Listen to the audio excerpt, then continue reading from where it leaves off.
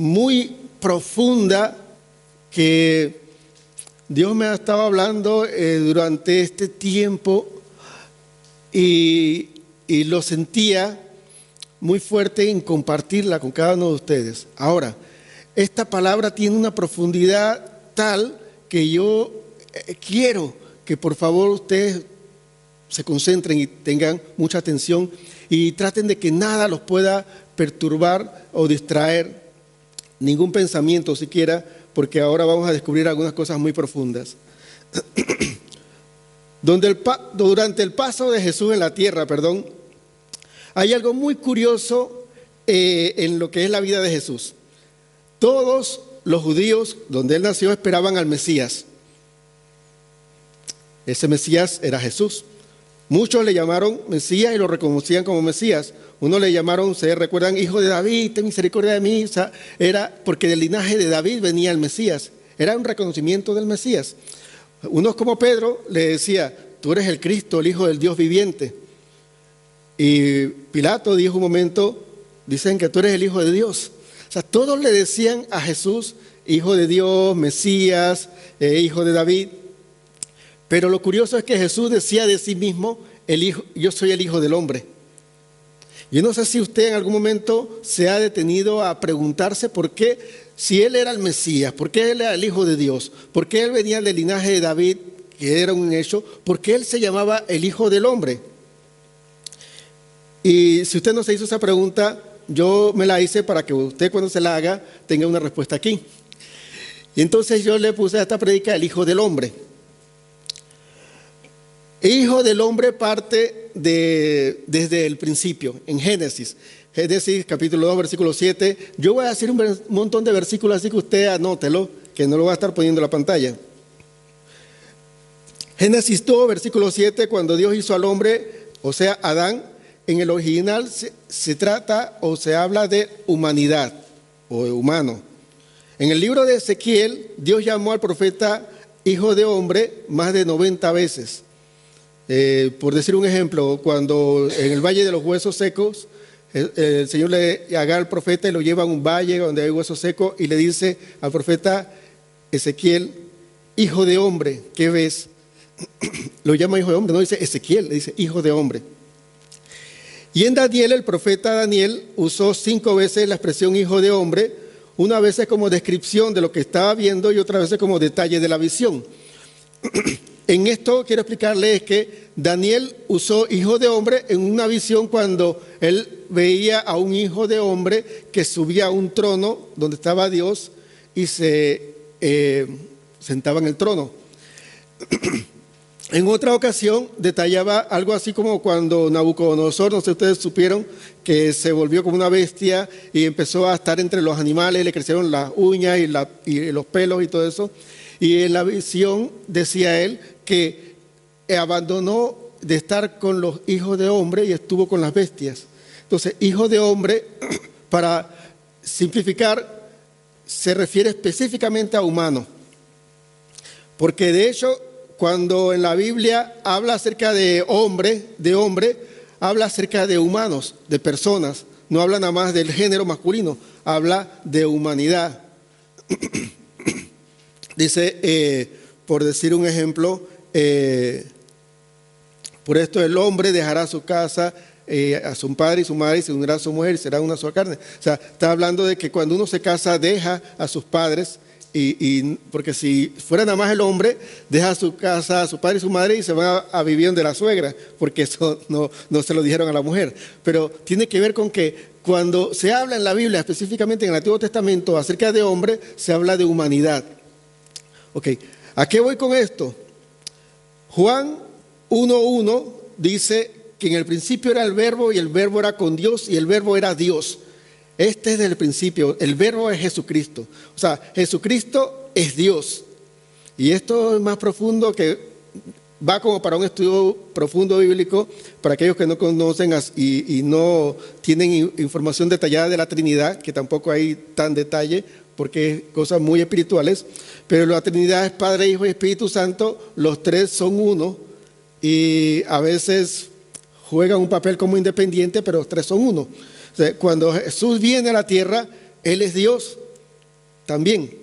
Ahora, a lo que vamos es que Él no se dice que es Dios, Él no se dice que es el Hijo de Dios, Él no se dice que es el Mesías, Él se dice que es el Hijo del Hombre.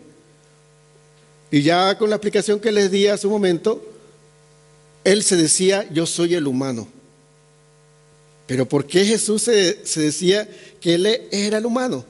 Porque como Dios, Él tenía una asignación especial y la asignación era ser humano o ser un ser humano. No vino como Dios, sino vino como humano, vino como hombre. Pero ¿cuál era el interés de Jesús de darnos a entender insistentemente que Él era hombre y no sacaba un énfasis de que Él era Dios? Y es por un principio de liderazgo que va contrario al principio de los jefes. Un principio de liderazgo y de autoridad es aquel que sirve de inspiración, de ánimo y de motivación. Un jefe manda, pero un líder inspira. La misión de Jesús en la tierra como humano era cumplir un deseo de Dios desde Génesis 3, cuando el hombre cayó. Y el deseo de Dios era restaurar la relación contigo y conmigo. Dios hizo que su Hijo fuese humano para que en su humanidad pudiera completar el rescate de la relación que ustedes saben que quedó cortada con Dios. No sé si ustedes saben, creo que sí, que desde el principio, cuando Dios creó al hombre, Dios paseaba en el jardín del Edén con el hombre y hablaban y conversaban y todo, y había una comunión, una relación estrecha e íntima. Cuando el hombre cayó por el pecado, la relación se rompió, se interrumpió.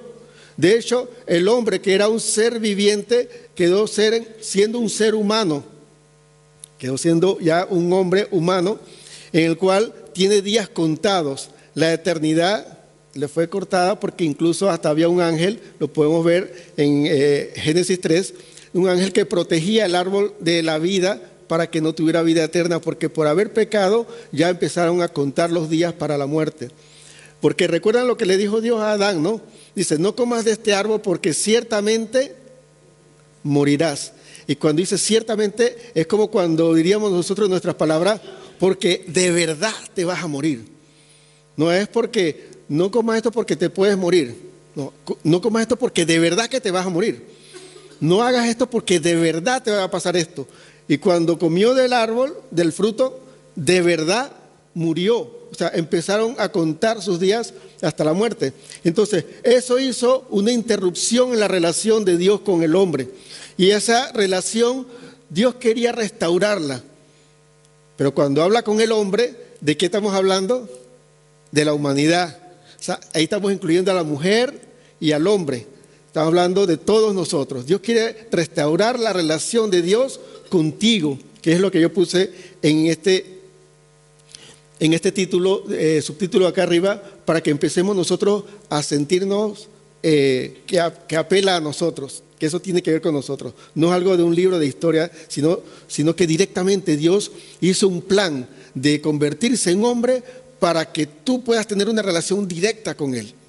Ahora, como humano, Jesús tenía 3 objetivos principales. Vamos a verlo ahora en este momento. Como humano, Jesús primero abrió la comunicación directa. ¿Qué pasó cuando el hombre cayó? Cuando el hombre cayó, ahí no vamos a echarle la culpa a Eva y nada, sino simplemente vamos a hacer, el ser humano cayó en pecado cuando infringió la regla o la ley que Dios le puso, dice, no coma de este árbol. ¿Qué pasó? Lo primero le entró temor, porque Dios le hablaba como todos los días y dice, ¿pero dónde está? Dice, no, es que tuve miedo. O sea, eso tiene que ver con una relación quebrada, porque cuando tienes una buena relación con tu pareja, tú no tienes ningún temor de hablarle. Hablas normalmente. Ahí, yo que tengo hijas adolescentes, ya estamos entrenando acerca de las relaciones. Y yo le decía, yo no sé, yo creo que cometí un error, pero eso venía automático, pues las mujeres son así. Yo le decía, hay un terror cuando tú tienes una relación con tu novia y tu novia te dice, tenemos que hablar. Yo recuerdo la última vez que una novia que yo tuve me dijo, tenemos que hablar. Yo le dije, ¿por qué vamos a terminar? Porque eso es como decir, no, es que tú te mereces a alguien mejor. Eso es una forma diplomática de decir, no me interesa, búscate a alguien más. Hay forma diplomática de decirlo, pero cuando uno tiene la relación truncada, el hablar es un estrés. Entonces, Dios quería restaurar esa relación porque, ¿qué pasa? El ser humano peca y viene Dios normalmente y tiene miedo. Se interrumpió la relación con Dios. Entonces, Dios quería y anhelaba desde ese entonces poder hablar nuevamente con su Adán, con su ser humano, con esa creación que era su corona, que es su corona, que somos nosotros, somos tú y yo, y quería restaurarla. Y para eso tenía que hacer algo radical. ¿Sabes qué? Convertirse en un humano. Convertirse en un humano, siendo Dios todopoderoso, agarrar y meterse en un cuerpo limitado, no solamente en habilidades, sino también en cuanto a tiempo, porque un ser humano tiene los días contados. Entonces, meterse en ese cuerpo era el primer gran sacrificio. La gente dice, bueno, es que nació en Belén, bueno, qué gran sacrificio. Murió en la cruz, qué gran sacrificio. Pero convertirse Dios en un ser humano, eso es un gran sacrificio. Pero lo hizo por ti y por mí. Y su plan como humano, Jesús, número uno, quería abrir la comunicación directa. Nada más voy a poner las citas. Efesios 2:13 dice, nosotros que éramos lejanos, Dios nos puso cerca. Porque estábamos distantes de Dios. Estábamos en un punto totalmente incomunicado con Dios, donde tú y yo desconocemos totalmente la voluntad de Dios. Entonces, yo decía una vez en una prédica, eso de que tus pensamientos, Dios, son más altos que los míos y tus caminos más altos que los míos, es el momento que el pueblo de Israel estaba separado. Pero cuando tú estás en intimidad con Dios, tus pensamientos no son bajos y los de Dios son altos, están alineados, porque tú conoces a Dios, porque hay una comunicación directa, hay una comunión directa. Dios quiere restablecer eso, porque qué mejor que pueda el Padre vertirse en su Hijo con todo lo que Él quiere darle y que su Hijo pueda estar receptivo a todas las cosas que el Padre le quiera dar. Y no estemos nosotros, como hoy día hay mucha gente, pidiendo cosas que no tienen que ver nada con nosotros porque desconocemos el plan de Dios con nosotros. Y andamos pidiendo, declarando y atando y haciendo cosas que no tienen nada que ver. Entonces nos frustramos orando por algo y reclamándole a Dios una promesa. O sea, que esa promesa no era contigo, porque contigo es un trato diferente. Entonces, cuando tienes una comunión con Dios y no estás lejano, sino que estás cercano, entiendes y comprendes la voluntad de Dios. Y eso es lo que Dios quería. Y eso es lo que Jesús quería lograr al hacerse un ser humano. Y en Génesis 3:24 en Efesios dice, al que estaba lejano, Jesucristo por el sacrificio de la cruz, por medio de su sangre, nos hizo cercanos. En Génesis 3:24 dice que Dios lo sacó del Edén, de la comunión de Él, de donde había Él sido formado y había siendo asignado para trabajar en la tierra de la cual Él salía de ahí a una tierra totalmente ajena, totalmente separada de Dios. Jesús lo primero que quería hacer es tener una comunión o una comunicación directa con nosotros. Anteriormente, con el pueblo de Israel, hablaba a través de los profetas, a través de los que tenían visiones, a través de Moisés que daba las tablas de la ley, a través de muchos mecanismos. Pero en ese momento Jesús vino Él personalmente para Él hablar. No sé si ustedes han llegado a un punto donde algunas cosas ustedes mejor las dicen ustedes directamente. Porque no hay nada mejor que la gente o que la persona a la cual tú le quieres dirigir algo en especial entienda no solo las palabras, sino la intención. La cantidad de malentendidos que hay en los chats. O sea, y nada más les digo algo, nunca traten un asunto importante por chat, porque se malentiende desde el principio al fin. Porque en el chat están solamente letras frías y tú no entiendes la intención, la entonación, ni lo que busca la persona decir. Y a veces uno se enreda con palabras y dice una cosa que no es y se no se da a entender claramente y la otra persona lo malentiende. Y se forma un enredo. O sea, siempre cuando vas a tratar un asunto importante es en persona. Siempre es directo.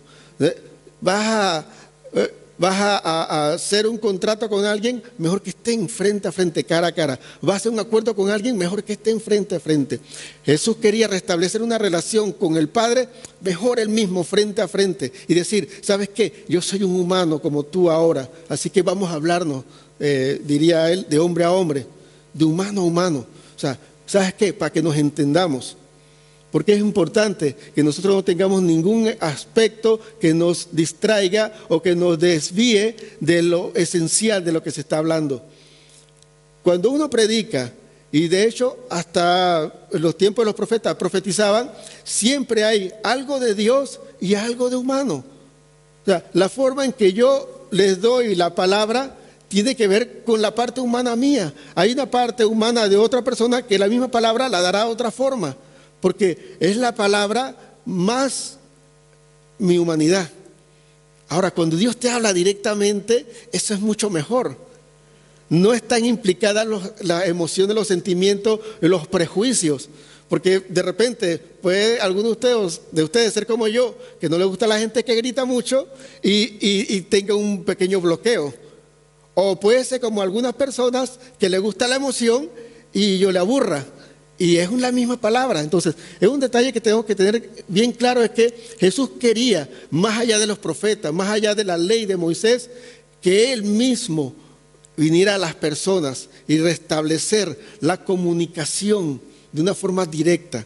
Ese es el primer objetivo que tenía Jesús como humano. El segundo era vencer la tentación de desobediencia.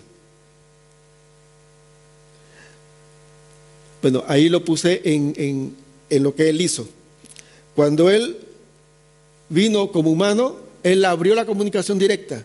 Cuando Jesús vino como humano, venció la tentación de desobediencia.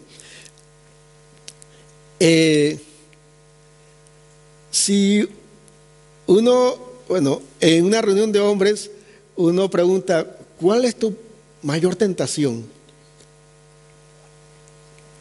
¿Qué es lo primero que se le viene a la cabeza a un hombre? No lo digan.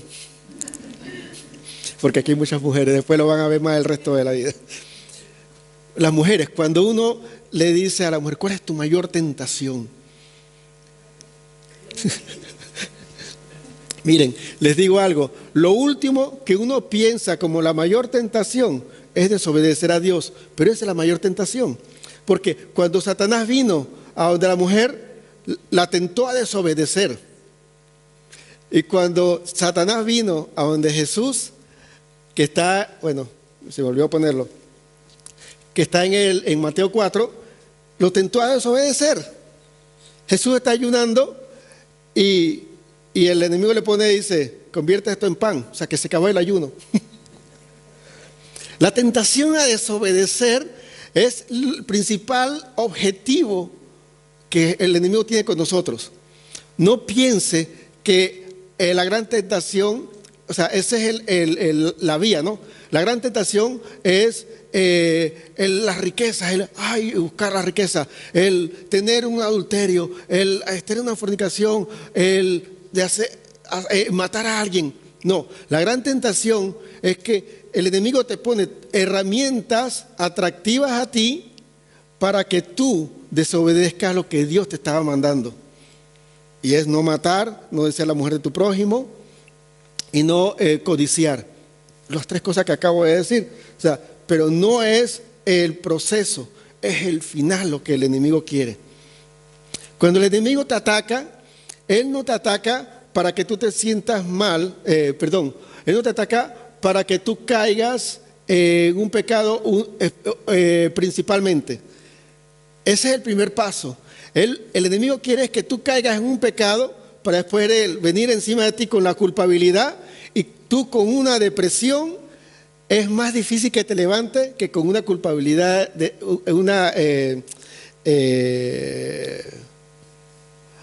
con un mal sentimiento. Cuando tú te sientes que le fallaste a Dios, con un cargo de conciencia, no, es otra palabra. Pero Cuando tú pecas, cuando tienes y caes en pecado, tú tienes la oportunidad de arrepentirte. Pero cuando el enemigo te sigue llevando en ese carrito y te lleva hasta sentirte tú culpable y te deprimes y te decepcionas de ti mismo, es más difícil que tú te levantes que cuando has pecado. O sea, lo que quiero decirle a ustedes es que el enemigo te lleva en un proceso en el cual nada más nosotros vemos esta parte, pero si nos descuidamos nos lleva hasta allá y va a ser más difícil. O sea, no sé si ustedes... algunos de ustedes han tratado de darle ánimo a un hijo de pastor o a una persona que tiene toda la vida siendo cristiano. O sea, es dificilísimo. ¿Sabe por qué? Porque se sabe toda la palabra. Dice, no, yo lo sé, yo lo sé. Pero a alguien nuevo, tú le puedes dar una palabra y levantarle y todo eso. Yo me acuerdo una vez, le di una palabra a una hija de pastor para que se levantara y por error mío, yo le di una palabra de la que los amigos de Job le habían dado a Job. Y ella me dice, pero esa palabra no venía de Dios porque son los amigos de Job, que no sé qué. Y yo estaba a punto de deprimirme, ¿no? Es difícil cuando el enemigo te lleva hasta el punto donde tú te deprimes y te decepcionas tanto de ti mismo que sientes que ya hasta a Dios decepcionaste y no hay más nada que hacer. Y ahí es que el diablo te quería. El diablo te metió en una tentación de codicia, en una tentación de sexualidad, en una tentación de otro tipo de ataduras, pero para llevarte al punto que tú te deprimas y no te quieras levantar. Entonces hay que tener ojo con eso porque la tentación viene sobre todo desde la desobediencia. Si nosotros vemos todo este atractivo como parte de la obediencia que tenemos que tener a Dios y no entramos en desobediencia, no nos vamos a montar, como decía yo hace un rato, en el carrito del enemigo hasta que te lleve al punto final. La obediencia es muy importante y la obediencia es lo que el enemigo ataca mucho a nuestras vidas para que nos salgamos con la nuestra, entre comillas. Voy a explicar algo que necesito que preste mucha atención. Cuando el diablo tentó a Adán y Eva y los hizo comer del fruto prohibido, cuando uno come algo, dice un dicho, eres lo que comes. Cuando uno come algo, ese algo se mete en nuestro sistema. Y ese algo, simplemente el exceso o lo que está de más es botado, es expulsado, pero el resto queda dentro de nuestra vida, en nuestro sistema como nutrientes y como proteínas, qué sé yo, con todas las otras cosas que puedan decir los médicos y nutricionistas, que yo no sé mucho de eso. Pero el pecado, la tentación del enemigo era internalizar en nosotros la desobediencia. Ahora, ¿qué pasa con eso? Que nosotros tenemos por naturaleza, desde Adán, el pecado en nuestro sistema. Eso quiero que veamos bien, con mucho cuidado, esta parte. Y es que el pecado dentro de nosotros es como un virus, ya sea de computadora, de ordenador, o como un virus como el del resfriado. O sea, tú tienes que tratarlo y expulsarlo. Entonces, el pecado está en nuestras vidas ya siendo parte de nuestro sistema. Y les pregunto, sin que me digan ninguna respuesta, ni que levanten la mano, ni digan ni amén. Nada más les digo algo. Todos nosotros tenemos malos pensamientos eventualmente. Todos. Los que predican, los que están ahí de años, los que no conocen la palabra, los que acaban de llegar, los que son medio fríos, los que son medio calientes, o sea, todo. Como ser humano, nosotros tenemos internamente el mal. En Romanos 7 decía Pablo, dice, el pecado que mora en mí. Y hablaba específicamente de eso, esa tendencia nuestra a pecar. O sea, como yo decía en otra prédica, Satanás prácticamente está de vacaciones porque él ya sembró esa semilla y ya simplemente somos nosotros, como dice en Santiago 1, que por nuestra concupiscencia. ¿Qué es la concupiscencia? Es la tendencia a satisfacer nuestros deseos egoístas. La tendencia, y concupiscencia, algunas personas lo han puesto, y lo vi hasta en internet, que como que el deseo sexual o sensual, o sea, no, el deseo simplemente de nuestro placer, en contra de lo que pide la ley, la lógica, la razón y hasta lo que pide Dios. Porque ¿cómo dejamos por fuera lo sensual y lo sexual de la concupiscencia? Porque uno dice como que concupiscencia es como, oh, mira con lujuria, mira. No, concupiscencia simplemente es el deseo de satisfacerte a ti mismo. Entonces, un ejemplo, tienes que ser diligente en trabajar. Vamos a hacer un ejemplo, el caso de Daniela, la tesis. Ella tiene que trabajar en la tesis, ¿no? Y meterse en ese y estar de cabeza metida de lleno con eso. Pero la concupiscencia le llega a momentos de irse relax, de dejar eso ahí y mejor me voy a pasear por acá. Mira, va a caer nieve, voy a ver la nieve. Mira que vino mi amiga de San Galen, me voy a San Galen.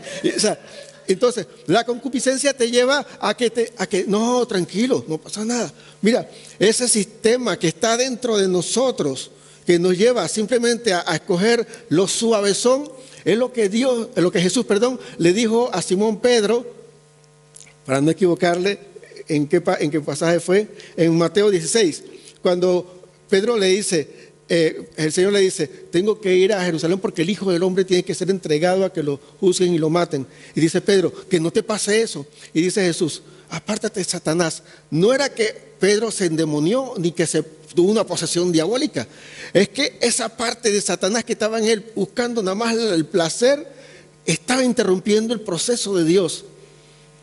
Y lo vemos fuerte así. Ahora, pensando en nuestras vidas, ¿qué momento esa parte pecaminosa de Satanás en nuestras vidas, que está como un virus adentro, nos está estorbando el crecimiento espiritual? Donde hay que ir al culto. No, pero es que hace mucho frío, o hace mucho sol, o estoy cansado. O sea, toda la semana, Suiza si fuera esta iglesia en Panamá o en nuestros países latinos, fuéramos frío, dominguero. Pues nada más un domingo con una prédica de más de media hora y no, ese día estoy cansado, voy al otro, todo eso. ¿Qué es eso? Concupiscencia. Ese es el mismo virus de Satanás metido en tu sistema diciendo, cógelo suave. ¿Por qué tanta incomodidad? Pero ¿por qué hay tanto afán? Porque todavía Cristo no viene. Duerme de ese lado. La concupiscencia es ese deseo que metió Satanás en Adán y Eva cuando dijo, no pasa nada, come ese fruto. El Señor dijo, de cierto morirá, o sea, de una forma enfática. No dice, no coman de eso porque quizás muera, no, de cierto morirá. Ahora Satanás dice, no va a morir nada. Entonces la concupiscencia entra y dice, sí, a lo mejor quedó medio muerto, pero total, lo he disfrutado. Y no se quita lo gozado. Y nos mete en un enredo en el cual nosotros perdemos y hemos llegado a ese punto donde toda la gran bendición que tiene Dios para nosotros está tan lejos como el cielo a la tierra. Y nuestros planes, nuestros pensamientos están distantes. ¿Por qué? Porque nuestra concupiscencia nos mantiene aparte. Porque la desobediencia es una tentación en nuestras vidas.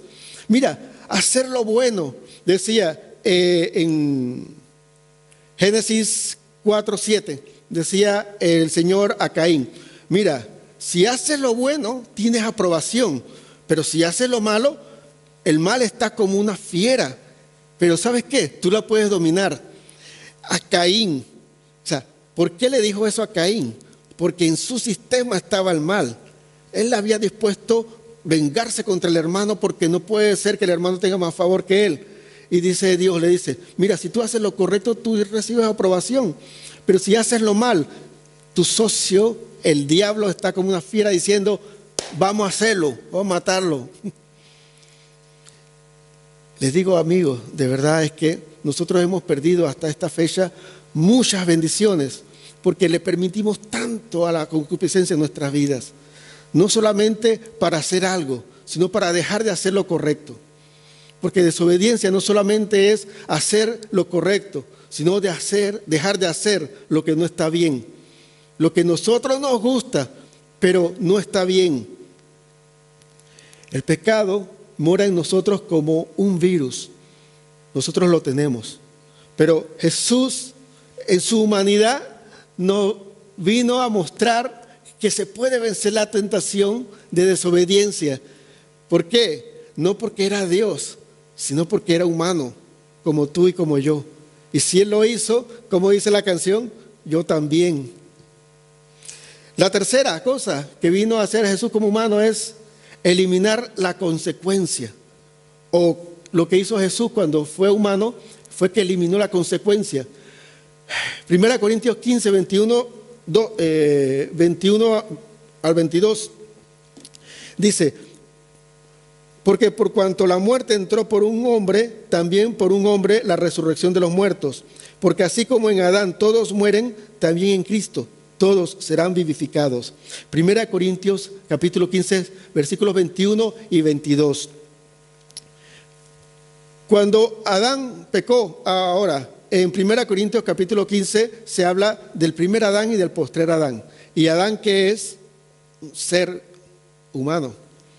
Jesús, que se decía que era el Hijo del Hombre, un ser humano. O sea que Adán era el primer humano, prototipo de Dios, y Jesús el segundo. ¿Sabes qué? La corrección, la rectificación del error pasado.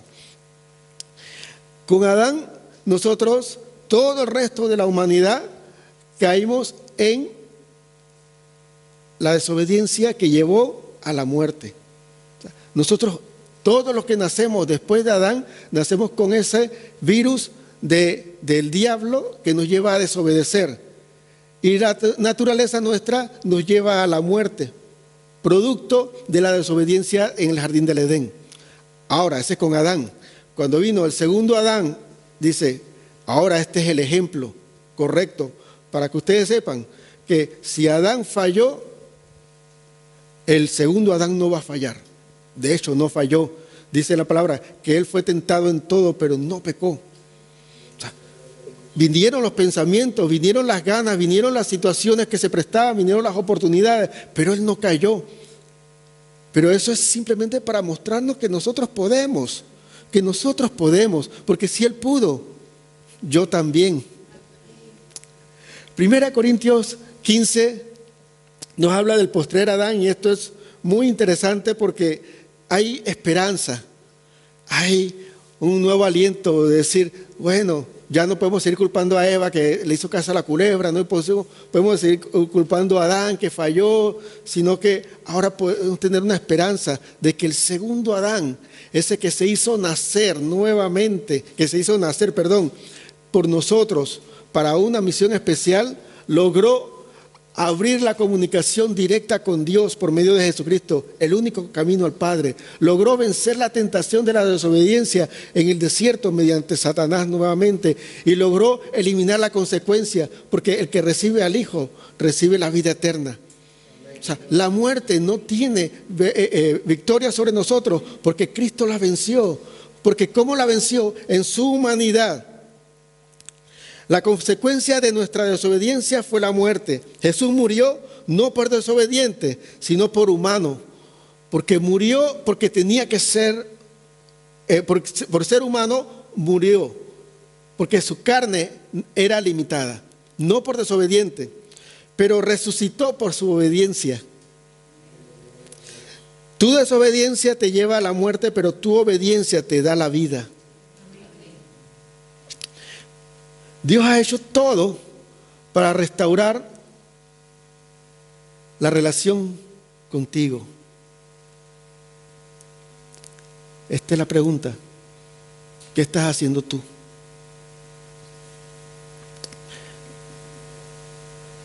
Nosotros tenemos fortaleza en Cristo. Nosotros tenemos en Dios todo lo que necesitamos para vencer nuestras luchas internas.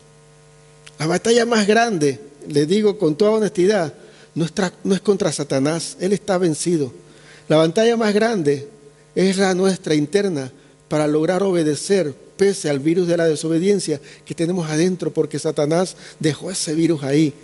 Y le tengo una noticia, no sé si es alentadora o qué, ese virus no se va nunca, no hay un antivirus para eso. Simplemente es que tenemos victoria sobre ello. Usted puede leer Romanos 7, que al final dice, mas gracias sean dadas a Dios por medio de Jesucristo que me dio la victoria.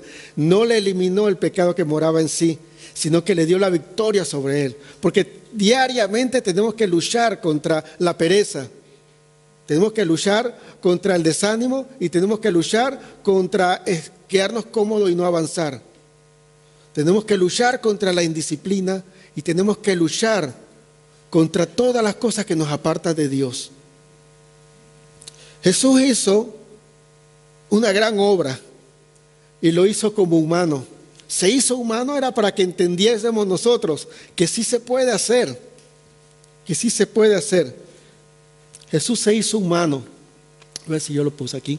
Sí, Jesús se hizo humano, esto es para terminar, para que tú puedas entender su amor, pero no para que Él te entienda con todas tus excusas. Hay gente que cree que, bueno, ahora Jesús me va a entender porque Él fue humano. No se trata de eso, porque ya esa es una excusa. Si tú dices, no, Dios, es que entiéndeme que tengo necesidad, que yo... No estás entendiendo esta parte. Te toca a ti saber que Él se hizo humano para que tú entiendas su amor y no tengas excusa, porque en su amor tú lo puedes. Dios se hizo humano para mostrarte que puedes vencer y no sigas diciendo que es difícil y te rindas. Porque si Jesús venció, tú puedes vencer. En Él tenemos la victoria.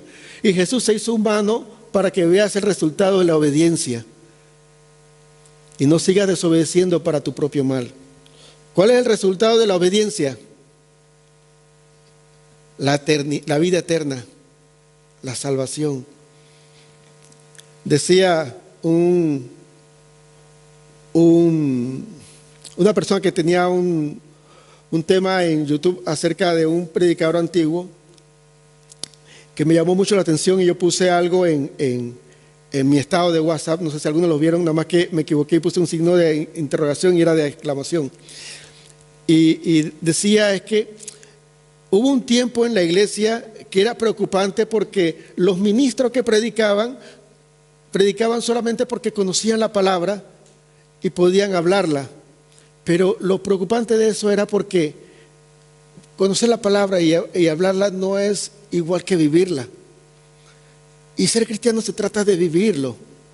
No se trata solamente del que predica, se trata de cada uno de ustedes. Si se dicen cristianos, no se trata porque conozcan la palabra, porque vayan a una iglesia. Se trata de cómo es su vida en su casa, entre los compañeros de trabajo, entre las personas que están con ustedes en la calle. Se trata es de vivir a Cristo, no de conocerlo a Él, no conocerle. Y era una gran crisis que había en ese tiempo, decía este predicador, y se comentaba después, es que lo trágico que en estos tiempos estamos igual o un poco peor con la parte de la crisis ministerial, donde muchas iglesias en realidad es un show.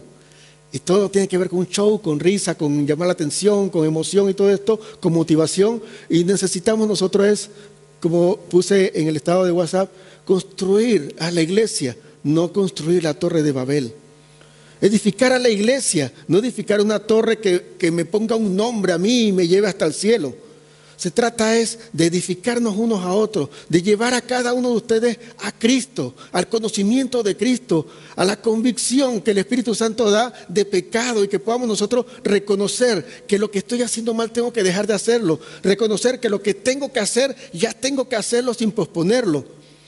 Se trata de edificar a la iglesia, de unirla cada día más, porque la iglesia es el cuerpo de Cristo y Cristo viene por su novia o por su cuerpo que es la iglesia y viene por un cuerpo, por una iglesia sin manchas ni arrugas y sin santidad nadie le verá, no solamente por conocer, no solamente incluso por creer, porque los demonios creen y tiemblan. Y nosotros no podemos tener una categoría de demonio o quizás menos porque nosotros creemos y no temblamos. Tenemos que llegar a un punto de que de verdad, por eso es que estoy repitiendo Romanos 4:2 o 2:4, 4:2. Yo tengo que repetirlo más para yo aprenderme los números. Lo estoy repitiendo una y otra vez porque tenemos que entender que toda la paciencia que Dios tiene con nosotros en este momento es para llevarnos al arrepentimiento, no para asomarnos, pasarnos la mano por la espalda y decir, no, tranquilo, yo te entiendo que eres humano. No, se trata de que nosotros entendamos que su amor inmenso está esperando el punto del arrepentimiento, el punto de que podamos de una vez por todas vencer la tentación de la desobediencia, obedecer, tener de una vez por todas la comunicación directa de Dios abierta para poder no tener las consecuencias del pecado que es la muerte. Se trata de que nosotros entendamos de que si estamos hoy día con vida y si estamos hoy día en un lugar congregándonos o escuchando la palabra a través de YouTube, es porque Dios tiene misericordia de mí y quiere que yo cambie, quiere que yo me transforme y quiere que yo haga los pasos que tenga que hacer. Porque ya Jesús se hizo hombre, sufrió en ese cuerpo, nació en un pesebre y murió en una cruz. Y todas las cosas que se habían hecho mal, Jesús en su vida las restauró. Les termino esta parte de la palabra con esto. Jesús murió en un madero porque de un árbol fue que vino el pecado y en el madero Él lo clavó. Llega un punto en la vida en donde tienes que decidir. Y es mi petición a Dios que sea hoy. Que decidas de una vez por todas dejar de hacer el pecado que estás haciendo. Dejar de obedecer a la concupiscencia y empezar a obedecer a Dios. Llega un punto donde tienes que empezar a decir, me voy a poner en serio. Ya voy a ser un poco más seria con estas cosas de Dios y voy a meterme en la palabra, a conocer más de la palabra. Si hay estudio bíblico, voy a meterme a estudiar más de la palabra. Si hay oración, voy a meterme en oración.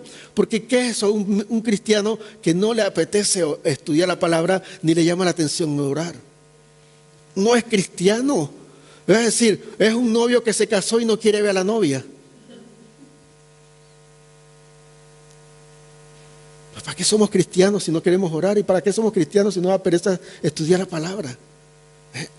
Entendamos, estamos haciéndole caso mucho a la concupiscencia, a nuestros deseos de quedarnos tranquilos, de no esforzarnos mucho. Y tenemos que de una vez por todas tomar la decisión porque Cristo tome lugar en nuestras vidas y no nosotros. Porque no se trata de nosotros, se trata de Dios viviendo en nosotros. Vamos a orar. Le pido por favor que se pongan de pie.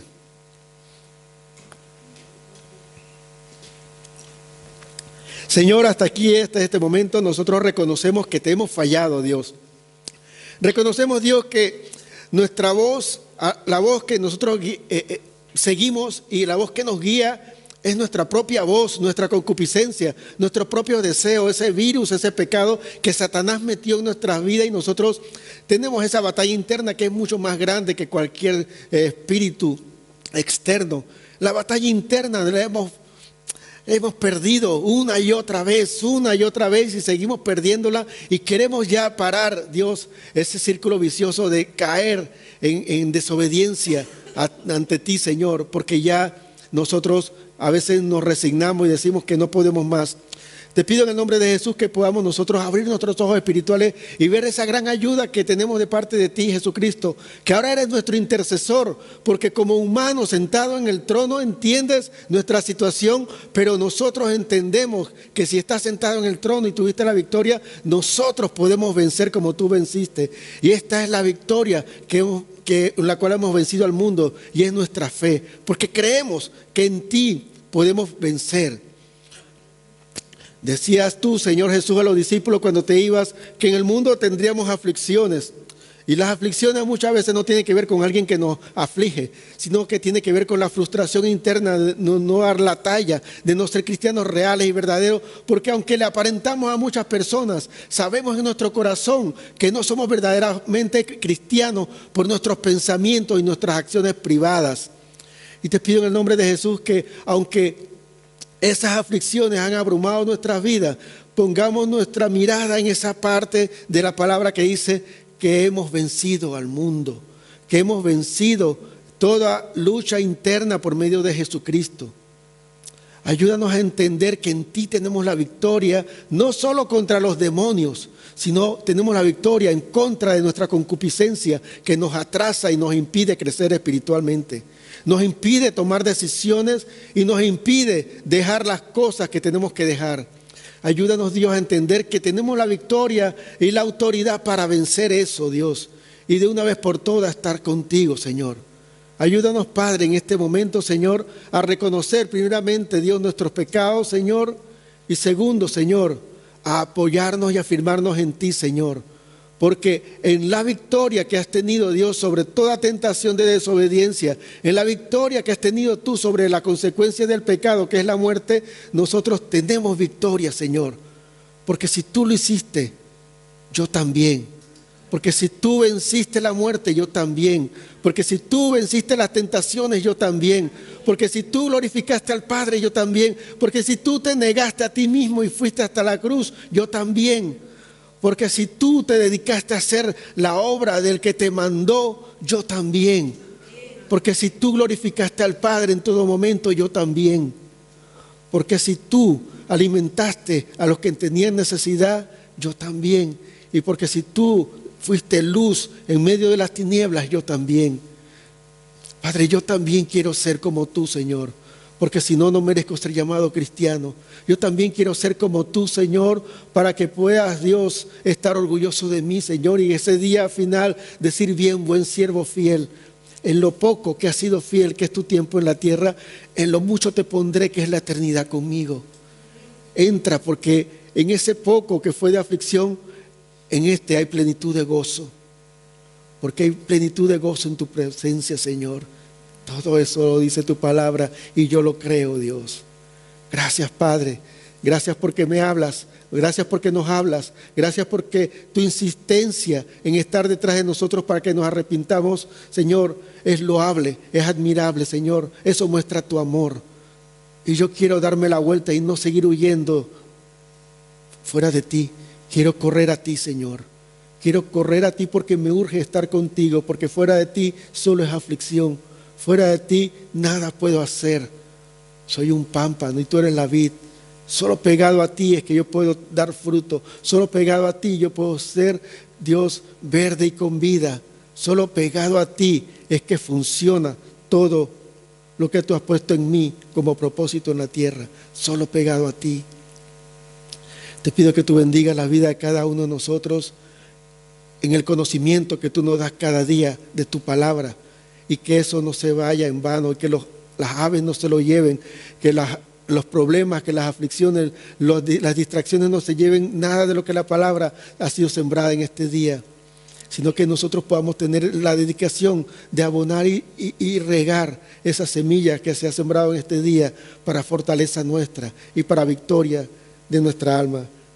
Te lo pido en el nombre de Jesús. Amén.